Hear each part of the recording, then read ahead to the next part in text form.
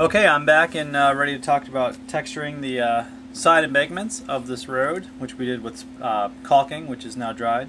If you watch other videos in the past of mine, you can do embankments like this with spackling too, but in this case, you know, the caulking, you saw how fast that was, so I'm a big fan. So I'm going to take my glue, I've already got some in this cup, and I am going to now coat that dry caulking and try to avoid the stones that I put on the side of the road. Okay, so I'm going to get that, and if I get a little glue on my slate rectangular stones, that is not the end of the world, because we can cover it up later with static grass or just do the sand texture right on top of the edge of those stones, no big deal. But I do want to make sure I get this whole ridge. Alright, that's the main thing, is you're going to saturate that. So I've got this one side done, so what I'm going to do is get my kitty litter and sand mixture, and I can either just dunk my road in there, which is what I'm doing now, and it all kind of stays.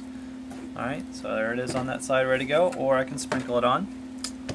Alright, sometimes when you dunk it you might discover you need some touch-ups, but it looks like I got a pretty good coating.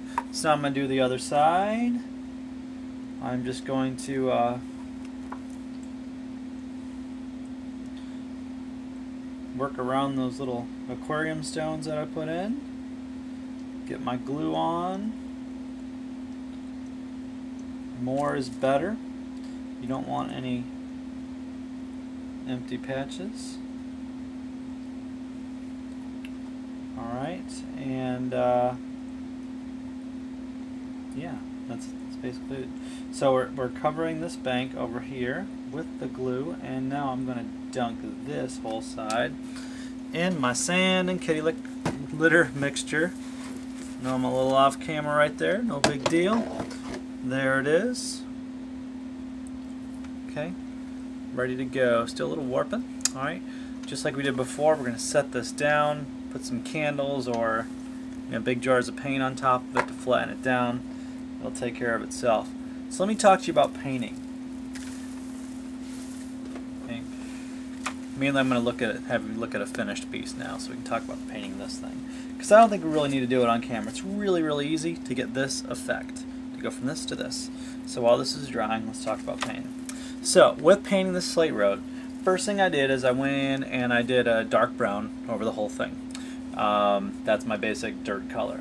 Now, and I didn't even avoid the slate stones. In fact, I wanted to make sure I got in between them where there's dirt, so I just covered the whole thing in brown paint, because I knew I'd go over and touch up, paint those the stone color on the road section later anyway. So the whole thing's in dark brown.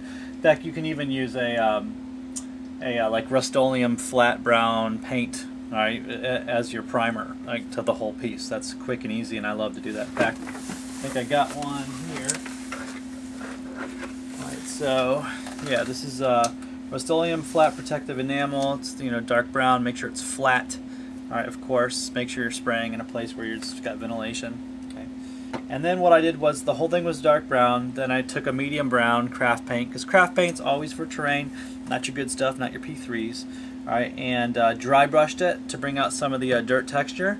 And then I took a where did it go? I got a tan paint, and I went over with tan, alright, to bring out some those highlights even more. Alright, so dark brown, base coat everything. Medium brown, okay, bring out the highlights, and then like a tan paint to bring out even the dirt texture even more. Then then I went on to painting the road, or slate, stone, rectangular, square, rocky sections, whatever you want to call them. So basically what I did was I had gray paint and black paint and white paint and a little bit of blue paint. So gray, black, white, blue, all cheapo craft paints, because that's what I like for terrain. So what I did was I started with just the basic medium gray, and I did like 1 in 4 of the sections, kind of randomly, 1 in 4. This is the basic right here. like 1 in 4 of the tiles, just haphazardly again, wanting it to look thrown together as far as the road section. Then I mixed in, on a palette, a little black to get a darker stone, and that gave me these. Okay, mixed it right in. And then I mixed in a little white with my medium gray to get a light gray, and that gave me the light pieces. And then, you know, sometimes slate is a little bluish, so I mixed in a little blue with my gray, all right, to get a 4th color. And you can see that's kind of these sections here. All right, so basically I got 4 tone. Now, there's so many ways you could go with this. This is really cool. In fact, I'd love, if you do a different combination, I'd love to see it. If you do like a desert version with, you know, different colored tans, or if you do like some like rust colored, like bricky color stuff, that'd be awesome. Send me some pictures, or link me to it, show me a video, and I'll throw it up on the website or on the YouTube channel or my blog. You could go a lot of different ways. You know, whatever you like. I just liked this color combination. I thought it looked kind of cool, so that's what I went with. And that's how I went about it, and it's really quick. Of course, the last step is the static grass. All right, you've seen me apply that to things in the past if you've watched any of my other videos.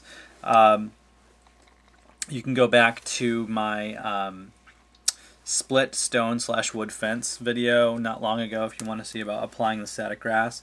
One thing about the static grass on these roads, because I wanted to look like, you know, really old and abandoned more or less, is that I did apply some grass in between the road sections. Covers up some imperfections if you got a paint mess up, or you know, part of your texture is missing in between, the sand didn't get in between some of the stones.